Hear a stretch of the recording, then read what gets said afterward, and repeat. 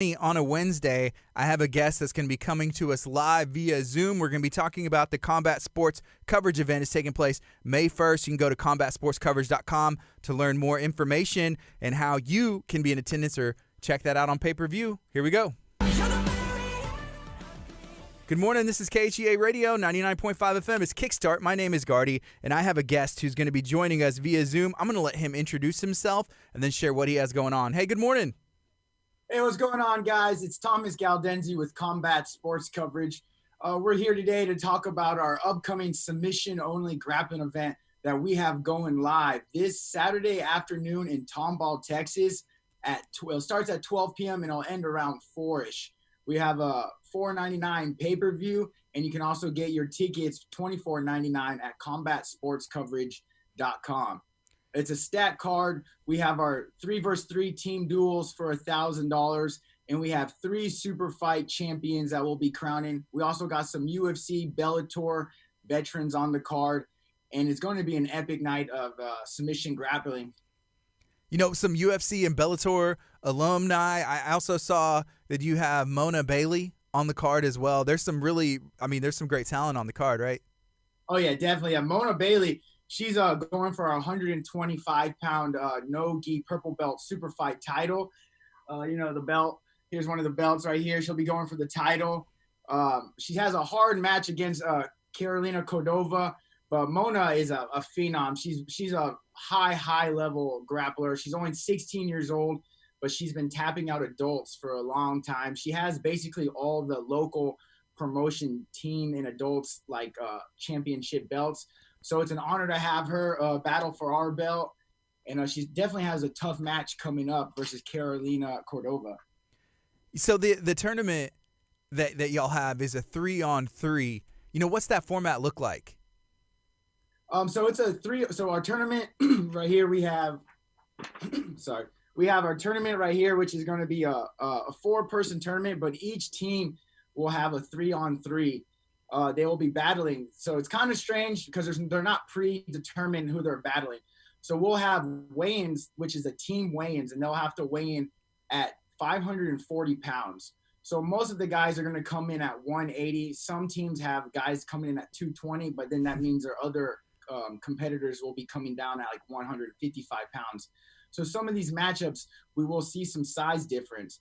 The way they're going to get matched is we'll be flipping a coin to see whoever wins or loses. Whoever loses the coin toss, they'll pick whoever they're sending out first to battle. Each person on the team will battle, have one match, and they have to win 2 out of 3 matches to advance to the semifinals. And then the winner of the tournament will get a $1,000 cash prize, and they'll get our championship belt. Most of the teams are actually like sponsored teams, so it's really cool to have them out there. The sponsors, were nice enough to put up the $250 each team to make the $1,000 jackpot, which our sponsors are, for the teams will be Top Mount Apparel, Mitchell's Roofing and Exterior, iHeart Jiu-Jitsu, and Public Violence. Definitely go check out the tournament bracket. It's going to be a stacked tournament. It's our first team tournament, so I'm really excited to see how it plays out and how it's all going to unfold. We got our CSC 145 brown belt champion in it. We got UFC veteran Roger Novares in it. We also have a lot of high-level brown belts and purple belts and black belts inside this bracket. It's going to be stacked. So the teams aren't just made up of like a gym. It's like, hey, these people train here. Some of these teams have come together just to specifically compete and win this tournament? Correct, yeah. So one of the teams, 2 of the teams are actually – they are teams, but they're not going under their team name. They're going under the sponsor team names. And then the other 2 teams, we actually had sponsors sign up to make a team, and then they asked me if I could make a team for them. So I went ahead and made them a team for them. And those were Top Mount Apparel and Mitchell Roofing and Exteriors. So it's going to be really exciting. I can't wait. I like how it's a little different than our normal format, not just like a one-on-one match. I think it's going to be really exciting, and I can't wait to see what matches are going to unfold. Yeah. So where's the venue at? And what's the name of it, and how can somebody find out more information? So the venue is Four Corners Event Center in Tomball, Texas. The address is 130 Ag Road, Tomball, Texas, 77375. The event will open, the doors will open at 11 a.m. and the event will start at 12 p.m. You can also get your tickets, get all the information at combatsportscoverage.com. All right. So I was able to check out some of the last event. You know, y'all were posting on social media. I was seeing some of the equipment that's used. The venue looks really nice. And I know where y'all were doing it before. You kind of told me, hey, we're trying out a new place. It's going to be getting bigger and better. But everything looked top notch. Yeah, definitely. Our new venue for the Tomball shows. It's a beautiful venue. I can't lie. They do a lot of special stuff for us, which is nice. Like they handle our pay-per-view stream. They have a lot of nice cameras and a lot of great stuff, which is it helps so much using them. They also have it's for me it's perfect because it's only 10 minutes from my house, so it's easy to set up and unset and everything. So that's always nice. And a lot of the competitors, they really love the venue. A lot better than our old ghetto warehouse. There's something about the Fight Club, though.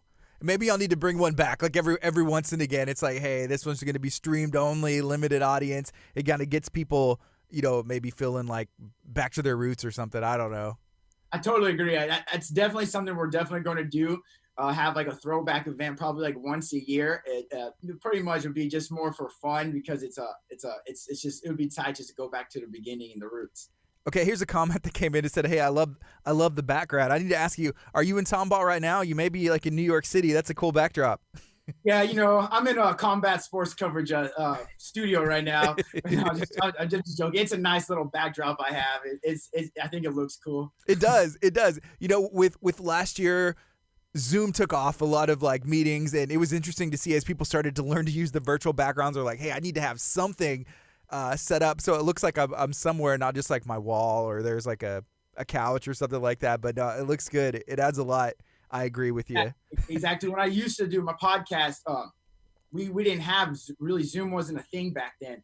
So like we had to do like FaceTime videos, and I'd always look at my background. I always just had a plain wall, and I was like, it doesn't look that good. So I ended up buying a backdrop and, you know, dropping it. So it kind of just, it would bring my podcast at the time would make it look a little bit more professional. But now with Zoom, man, it's so much easier. Yeah, it is. They make it easy. So that event, it's May 1st, starts at 12 p.m. You can go to combatsportscoverage.com. Before we went on air, we were talking a little bit about another event, I guess, that you're already planning, and you said it's going to be even bigger. What do you have? So that's our Las Vegas Open. That'll be Combat Sports Coverage Las Vegas Open. That'll be going down August 7th in Las Vegas. It'll be our first time to go out to Las Vegas. We're super excited about it. We have the venue we have in Las Vegas is like 15 minutes from the Strip. I want to say, if I remember correctly, it's like 23,000 square feet. The theater itself holds about 800 people. We have VIP balconies. We have a huge lobby. We got 8 dressing rooms, bunch of bathrooms, concession stands. We even have actually a green screen room, which I'm really excited about. So when we do our interviews, post-fight interviews and everything, we're going to use that green screen and have some cool backdrops or something like that, you know. But yeah, I definitely can't wait for the Las Vegas Open. We're going to have a lot of cash brackets in that one. So instead of giving out medals and like belts, we'll actually be giving out cash prizes for the brackets. And we have a stacked super fight card that we're working on. We haven't got too many names yet, but one of the names we're working on is going to be a high-level 185 black belt. He's a Bellator veteran, a bare knuckle veteran. I can't say his name just yet. We haven't got him signed, but we're talking about it today, and it's going to get signed, and he's going to be in our main event, and it's going to be a stacked card because we have a lot of talent coming out from Las Vegas that's going to be on that card. So hearing about this event, went ahead and put it in my calendar. I'm going to be in Las Vegas on August 7th at the Combat Sports Coverage event, helping in any way I can. That's awesome. You know, looking at like last year and even whenever you started, because, you know, last time we talked, you still do, you cover combat sports, but then you started putting on events. Did you ever think that it would grow into this to where you're putting on events in other states, other cities, going out to Las Vegas in August? No, definitely not. It was like I originally started the combat sports coverage grappling events it was during COVID. I wasn't having any time to do covering any other events because everyone was closed. So I was like, what can I do? I saw a couple other people held some jiu-jitsu events locally. So I was like, you know what, let me try to hold a couple local events. I started off with some real small events, like maybe the first one I think I got like 50 people at, and then the second one it quadrupled, and then the third one quadrupled, then the fourth one quadrupled, and it just keeps growing and growing like wildfire. And then now for this upcoming event this Saturday, we have a lot of competitors coming from out of town. We got a lot coming from Las Vegas, California, Arizona, North Dakota, Chicago, Illinois. So it's going to be really cool about that event, this upcoming event. It's going to be a lot of Houston or Texas competitors versus out-of-state competitors, which is one reason why it opened my idea to possibly go into Las Vegas, because we do have a lot of followers out in Las Vegas that want to compete. So I was like, you know what? We looked up some venues. We got some great deals, and we're like, all right, let's bring this show to Vegas. That's awesome. What's been the feedback from the competitors? You know, they're flying in from other states. I'm sure some of them have been, you know, training nonstop, or they're excited to be able to compete again. What's been the feedback so far? So far, everyone seems to love it. I know a lot of people love our rule set. Our rule set's really different. We don't have many rules, you know, which actually a lot of people do like. You know, we allow all submissions. There's no, you can't, it's a submission-only tournament, and a lot of people say that, but they still don't let you do all the submissions like heel hooks and stuff like that. We allow all submissions. Every submission goes, even in gi or no gi. It doesn't matter. Which is one thing competitors really like about us, is that they can go for any submission they want. They don't have to worry about, oh, am I allowed to hit this submission? Am I not allowed to hit this submission? Which I know a lot of people like. We also have the the energy that we bring to our events is something unique. It's not like amazing. It's not like a UFC event where it's like thousands of people and everyone's so spread out. It's, you know, we get about close to like 200 people, and it's everyone's by the mat. Everyone's packed. It's the energy in the arena when we have our events is just something special. Yes. Speaking of the UFC and the energy, I know that you watched the event that just happened this past with Masvidal and Usman, right? Oh yeah. Yeah, and I wonder how much it has to affect. I mean, I've never competed in like that ever, you know, even on a small scale, right? But how much the crowd and audience and the atmosphere just affects all of the card was stacked, and every fight was phenomenal. It was wow, it was very entertaining. Definitely, yeah. That last UFC card was insane. All those special like knockouts and moments we saw, and having the crowd back was amazing. I know personally when we did our first couple shows where we had like 50 people there, it was awkward, kind of like to Yeah. host the event. You like, it's kind of awkward. You're just like, no one's really there, and then like the people are grappling. There's only like a couple matches, so it was awkward. It was like real awkward, but it was really cool. But now when you get these bigger events, it's just like most people feel like they'd be more nervous when there's a couple hundred people. But I think it's the opposite. I feel like when there's only 50 people were way more nervous than when there is a couple hundred people watching, because you just feed off that energy, the cheers, the crowd, everyone, you know, giving you congratulations after the match and stuff. It's real cool. So earlier, before we went on air, we were talking a little bit about the last Fury fighting event and how there's been a lot of the guys who compete in these in your events at Combat Sports Coverage just went on and put on a show at the last Fury fighting event. I mean, it was really it was awesome to see. I mean, those guys they won, you know, your brackets, then they go and put on a show there as well. Oh yeah, a lot of the last Fury event, we saw a lot of our tournament grapplers. Man, they put on a show. I had to definitely tune into Fury Fighting Championship to watch that event on UFC Fight Pass. We saw guys like Josh Autumn, who tapped out Melvin Gillard 2 events back, and he won our cash bracket. He put on a stellar performance inside Fury. We also saw Kyle Todank make his MMA debut, which he is a 2-time tournament winner champion, and then he made his MMA debut in a spectacular fashion. And then we also see Ford, All-American wrestler, also made his MMA debut, taking on a really tough guy in his debut match, and that was another barn burner of a fight. It was a great night of fights. Especially, I love seeing all the guys that have competed on Combat Sports Coverage submission-only grappling events. A lot of them are MMA fighters, so I love seeing them back in the cages and doing what they really train for. Yeah, and they got another stat card coming up, you know, where they're filming Dana White looking for a fight at the next Fury fighting event. It's some really cool things happening, you know, in the Houston scene. Oh yeah, yeah, and it's super awesome to see someone like Eric, Eric's been doing, jiu-jitsu matches, MMA fights. He's been being like the local promoter for like as long as I've even been in the game. So I would say at least 10 years, maybe even longer. He's just been holding it down, and it's really cool to see him finally get his shine on UFC Fight Pass, because the guy puts on spectacular shows. I honestly think everyone is truly lucky to have a promoter like Eric put on shows, MMA and jiu-jitsu, out in Texas, because I've covered shows all over the states, and honestly, Eric puts on probably the best like shows outside of like the UFC and Bellator. Right. So whenever I see that there's a fight announced, like I saw Josh Altum, the guy that he's fighting, I went and looked him up, and I was trying to see some of the other places, catch some of his footage. A lot of it's cell phone footage. The events, like, there's energy there, but the venues aren't as nice. The light, the production, all of that stuff is not up to the level of what Fury is setting the bar at. Right there being like a pipeline to the UFC, it seems. So no, I totally agree. 100%. They've always put on like little things that people don't like. When I used to compete, for instance, we didn't have camera people there. We didn't have people doing video streams. Like, if you wanted to have a camera person there, you had to bring your own camera person. You had to bring your own video person. They didn't have 20 camera guys there taking pictures of you, getting videos of your matches, high resolution stuff. And like just their stage and their lights and everything it's really top notch. Especially me doing my own shows. That stuff ain't cheap. So I know Eric's put tons of money into all that. Like just the stuff to make it wow you, not even counting like the rentals for like the venue, just his like product that he brings there. It's amazing. It really is. And it's also cool to see him grow to such a high level. So what's the goal for combat sports coverage? I'm sure it's changed even from, last year to 2 years ago to now. What's that final goal, that product? What does it look like to you if you could envision it now?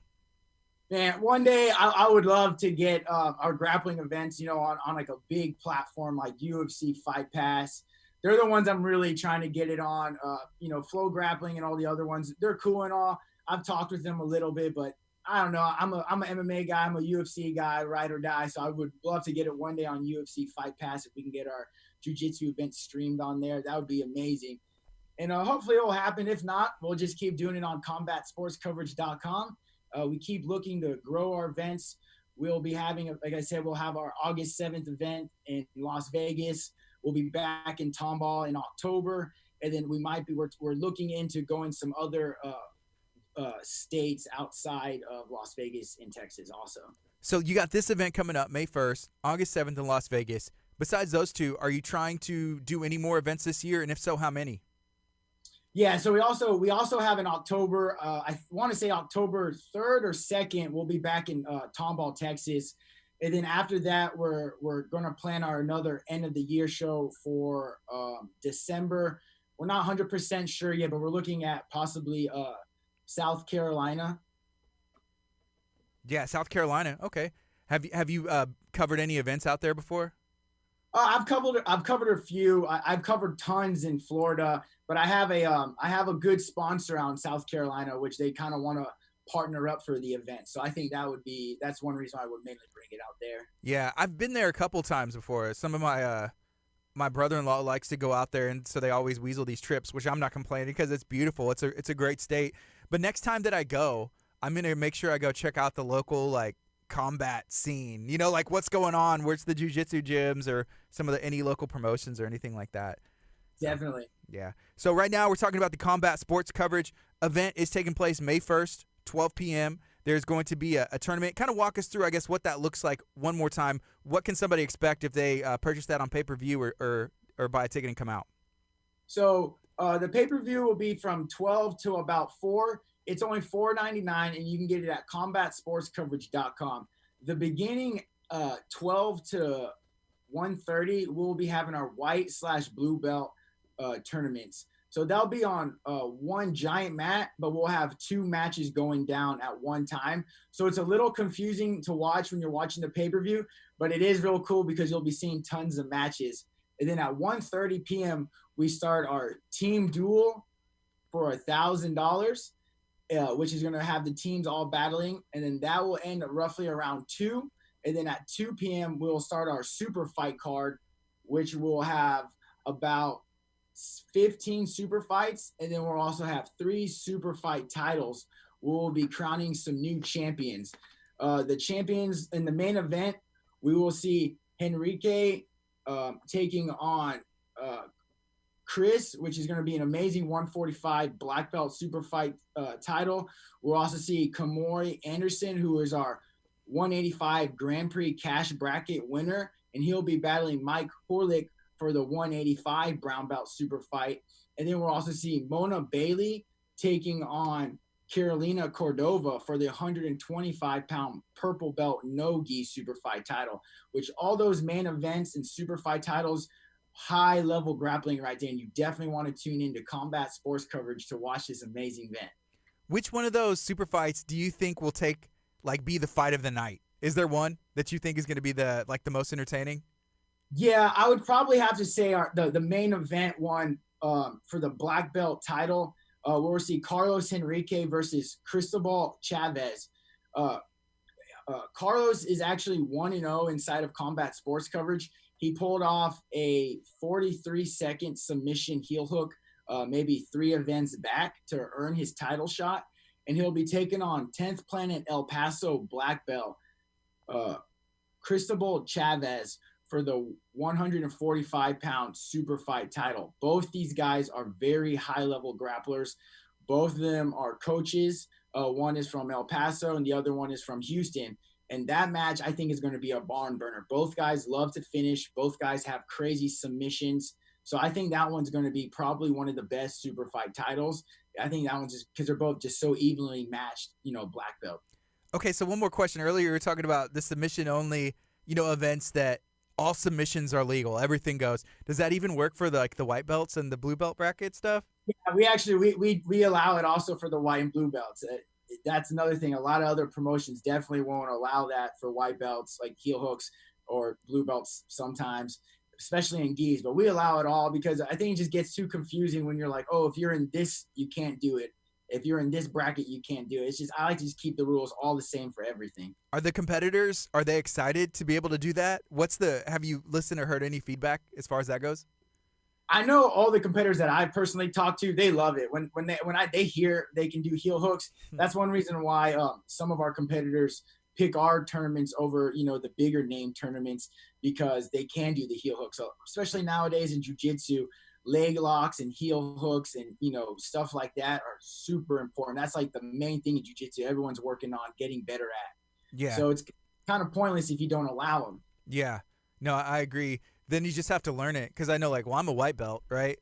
I haven't been training that long, but, they don't teach that in class. I'd have to be call up Josh Altum. Exactly, yeah. You want exactly, a lot of people don't realize how they are dangerous. They are dangerous moves. That's why when we do our rules meeting, I always tell them, I'm like, yo, if you're in one of those heel hooks or a knee bar or something, just tap. Yeah. You don't need to be a superhero and, get damage in a local grappling tournament. We're not the UFC. It's okay to tap. Yeah. I agree. Hey, thank you for joining today. Can you remind everybody what's going on one more time, and then anything else you'd like to share? So make sure to check out Combat Sports Coverage submission-only grappling event going down live this Saturday afternoon in Tomball, Texas, 12 p.m. You can get your tickets or pay-per-view at combatsportscoverage.com.